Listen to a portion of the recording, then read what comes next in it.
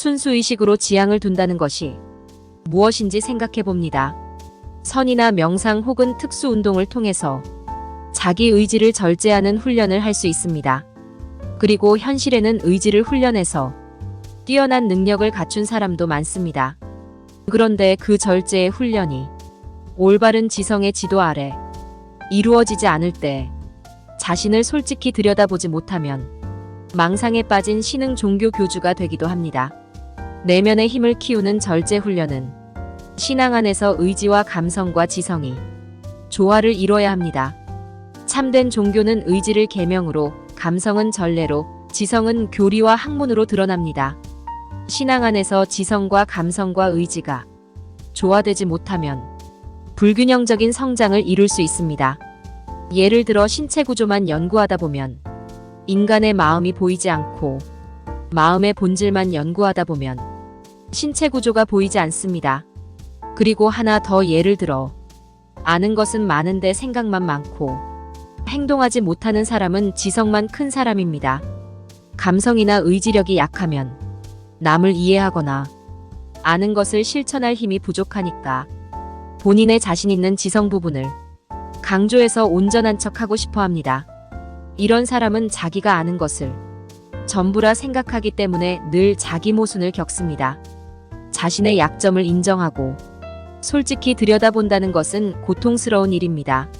자기의 못난 점을 보는데 누가 유쾌할까요?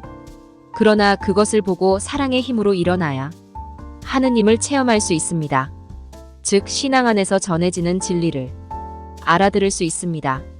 자신의 한계를 들여다보지 못하고 그냥 좋은 생각, 좋은 일만 느끼고 새로운 의미를 체험한 사람을 기분이 너무 좋아서 땅에 발이 붙어 있지 않고 공중에 떠 있다고 우스갯소리로 말합니다. 이런 경우 어쩌다 힘든 일이 생기면 그냥 좌절해버리고 신앙도 버리는 경우가 있습니다. 인간은 자신에게 정직해야 되고 그 솔직함 속에서 신앙이 체험되어야 진심으로 바르게 기도할 수 있고 바른 힘을 지닐 수 있습니다. 솔직하다는 것은 자신의 한계를 이해하고 내 의지보다 더 큰 하느님의 의지가 있다는 것을 인정하는 것입니다.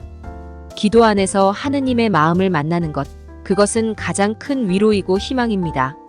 신앙생활이라는 것도 그분을 내 마음 안에서 만나는 삶이라 이해하면 쉬울 것입니다. 진정 우리가 하느님을 체험하기 위해선 내 의지 안에서 하느님 의지를 체험해야 합니다. 그렇게 내 의지가 바뀌어지기 위해서는 예수 그리스도의 인격을 체험해야 합니다. 그래서 스승 예수의 마음을 자꾸 들여다봐야 합니다. 성서에 보면 수많은 사람들이 예수를 스승으로 따르지만 그분을 제대로 체험하지 못해서 결국 떠나가는 사람들이 많습니다.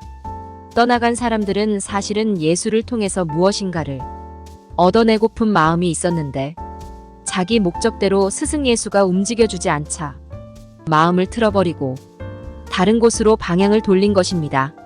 자신에게 이익되는 것을 얻어내려는 목적으로 상대 앞에 머물러 있는 사람은 온전히 그 대상을 체험할 수 없습니다. 특히 그것은 스승에게 배움을 청하는 사람의 태도가 아닙니다. 예수 그리스도에 대한 전폭적인 신뢰, 완전한 내어 맡김으로 우리는 그분을 체험할 수 있습니다. 그분의 인격을 통해 체험된 지혜는 영혼이 성장하기 위해 치러야 할 것들을 탕감받는 사랑이기도 합니다. 예수 그리스도가 사람들을 사랑한 방법은 무엇일까요? 방법은 바로 당신 자신이었습니다. 당신의 일부를 적당히 떼어서 무마시키는 그런 방법이 아니라 벌거벗고 보잘것없고 허약한 모습을 솔직히 드러내고 사랑하는 방법이었습니다. 무리를 지어 따라다니는 사람들은 수많은 기적을 목격하면서 자신들이 생각하는 이득을 계산하면서 그것을 결국 얻어낼 수 있다는 목적이 지닌 사람들이었습니다. 그래서 가까운 제자들마저도 스승 예수 생전에 가르쳐 주신 진실을 온전히 알아듣는 사람이 거의 없었습니다. 아마 스승 예수는 인간적으로 굉장히 외로웠을 것 같습니다. 그런 상황 속에서도 스승 예수는 알아듣지 못하는 사람들을 외면하거나 무시하지 않았습니다. 오히려 그런 사람들과 함께 세상을 바꾸겠다며 돌아다니셨습니다. 그리고 그런 사람들을 위해 몸바쳐 사랑하셨습니다. 스승 예수를 배신했던 제자들이 스승 예수를 배신한 것은 사실이지만 그 제자들 기억에 그분이 주신 사랑은 남아 있었습니다. 그 기억을 지닌 자로서 성령을 받고 나서 그들은 하느님께 깊이 들어가는 놀라운 사건이 벌어집니다. 제자들은 새로운 사람이 되었고 초자연적인 힘을 사용하며 스승 예수께서 가르쳐 주신 말씀대로 자신의 삶을 살아가게 됩니다. 그래서 그리스도인은 자신이 어떤 처지에 있다 하더라도 스승 예수께서 행하신 사랑을 기억에서 놓치면 안 됩니다.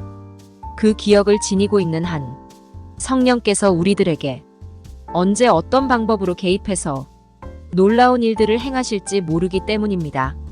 배신하고 도망갔어도 사랑을 기억하고 자기 마음을 돌아보고 숨어있던 그분의 제자들이 자신의 두려움으로 어려운 시간을 가지긴 했지만 그런 제자들을 스승 예수는 또 찾아가서 위로해주고 평화를 축복해 주셨습니다.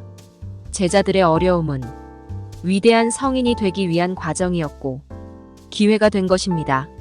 자신의 잘못을 어떻게 다루느냐에 따라 영적으로 다시 태어나고 하느님께 깊어지는 기회가 된다는 사실. 이것은 스승 예수의 12 제자들의 삶을 통해 충분히 알려진 사실이고 그리스도인이면 누구에게나 일어날 수 있는 은총입니다.